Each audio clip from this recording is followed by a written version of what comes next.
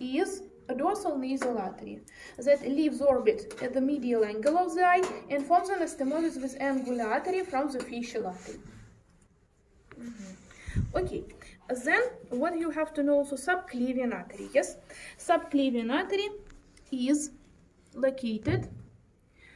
So it arises also, left subclavian artery arises from arch of aorta, yes, and then right subclavian artery arises from brachiocephalic trunk, and then it goes and enters interscalene space. Interscalene space. What is it, interscalene space? You will also have to revise for the next lesson. Yes, it is located between two interscalene muscles. And so it passes here, we do not see it. And according to the topography, in subclavian artery, three parts are distinguished. Before it enters interscalene space, inside the interscalene space, and after it leaves interscalene space. Subclavian artery ends at the level of superior axillary aperture, where it continues to the axillary artery. What is it? Superior axillary aperture, you also have to revise for the next lesson. Okay, so first branches which arise from subclavian artery at the level of before entering the interscalene space. Yes, there are three. One branch goes upward, another branch goes downward, and third branch just stays here. So first it is vertebral artery. This is vertebral artery, arteria vertebralis. It goes upward to supply the brain. Yes, so it goes and enters openings foramina in transverse processes of cervical vertebrae. So when we were saying that distinctive feature of cervical vertebrae is the presence of foramina in transverse processes, now we can say that it was for this vertebral artery. So it goes upward, this vertebral artery, and when it reaches level of the first cervical vertebra, it goes medially and it enters cranial cavity through the foramen magnum. So this is vertebral artery 1, and here must be yes, no, here it was another vertebral artery. And then here there was a clivus. Yes, what is clivus? You also will have to revise. Yes, so right and left vertebral artery, they join together and they form basilar artery, which lies in the clivus, yes, and in the basilar sulcus of the pons. Yes, it gives branches to supply brain stem, it gives pontine arteries, and branches to the medulla oblongata. It gives branches to supply cerebellum, anterior inferior cerebellar artery, and posterior inferior cerebellar arteries, also all of the superior cerebellar arteries, and then terminal branches, labyrinthine arteries also, yes. And when it reaches the end of the clivus, it is divided into two terminal branches, posterior cerebral arteries, which participate in formation of circle of Willis. Yes. Another branch, it is internal thoracic artery, arteria thoracica interna. It goes downward along the costal cartilages, internal surface of costal cartilages of the ribs. And on its way, it gives branches, parietal and visceral branches, to supply intercostal spaces and intercostal muscles. Yes, it gives anterior intercostal arteries, and it gives branches to organs of anterior mediastinal, like pericardial branches, mediastinal branches, and then it reaches level of the diaphragm and terminal branches of the internal thoracic artery. They appeared. It is superior epigastric artery that goes downward and reaches level of the umbilicus, yes, so it supplies of an anterior abdominal wall, yes, and musculophrenic artery, arteria musculophrenic, that supplies the diaphragm. Okay, yes, and the third branch, it is thyrocervical trunk, truncus cervicalis, that is divided into inferior thyroid artery and also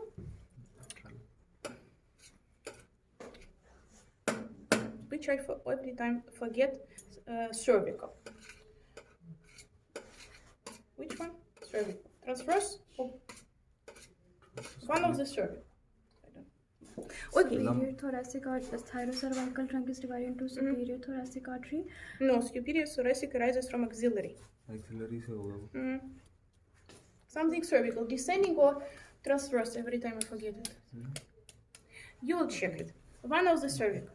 Or maybe it was supreme intercostal. Supreme intercostal. No, it is from costocervical trunk. Supreme intercostal is from costocervical. Something cervical. Something cervical. Okay. And so this inferior thyroid artery gives branches to thyroid gland. Yes, that was it. And also it gives inferior laryngeal artery to supply inferior part of larynx. Yes, and then the cervical, it supplies neck. And then in the interscalene space, Ascending cervical.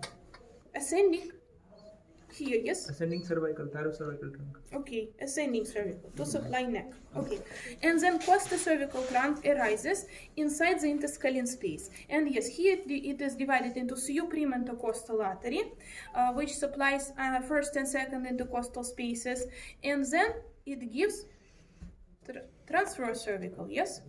Transverse cervical artery. That also supplies the neck.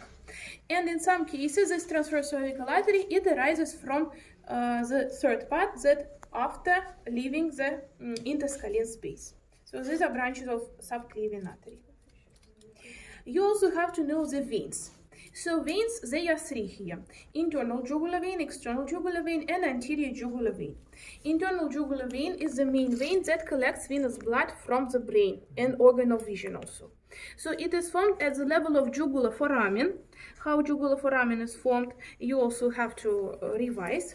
Yes, and in internal jugular vein, there are two types of tributaries. Yes, there are intracranial tributaries and extracranial tributaries.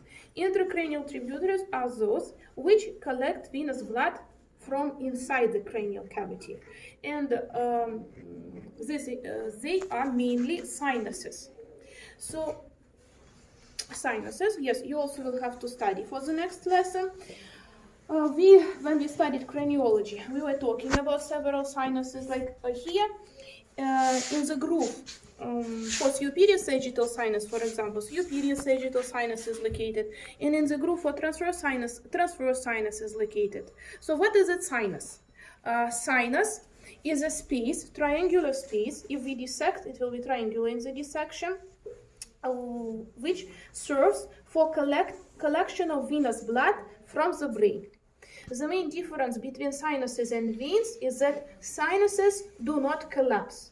Yes, that's why it allows us to avoid increasing of intracranial pressure. Yes, so veins, they have in the wall muscular component. Yes, and in the sinuses there is no muscular component. So independently from the amount of blood in the sinuses, they never collapse. And so along the sinuses, venous drainage from the brain occurs. So sinuses, you will read yourself. Ophthalmic vein is also intracranial tributary of internal jugular vein. And after internal jugular vein leaves cranial cavity through the jugular foramen, it receives its extracranial tributaries. Extracranial tributaries of internal jugular vein have the same name like anterior group of branches of external carotid artery. So these are thyroid veins. Yes, now here we can see superior thyroid. There is a lingual vein also, facial vein. This is lingual, I guess. Yes, facial vein.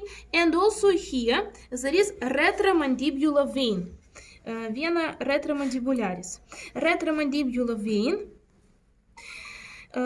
that collects venous blood from the regions of blood supply of maxillary and superficial temporal arteries. It is divided into two branches, and anterior branch drains into, I think, internal jugular vein. And then posterior branch, posterior branch drains into external jugular vein. External jugular vein collects venous blood from posterior region of head and neck.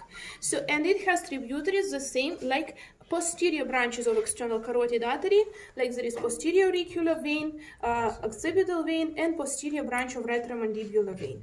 And anterior jugular vein, vena jugularis anterior, collects venous blood from anterior region of the neck.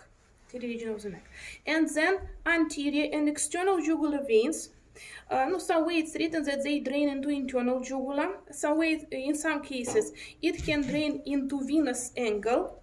Venous angle is angle between at the junction between internal jugular vein and subclavian vein. Here it is, and it is a place at the level of sternoclavicular joint. It is a place of formation of brachiocephalic vein, right and left.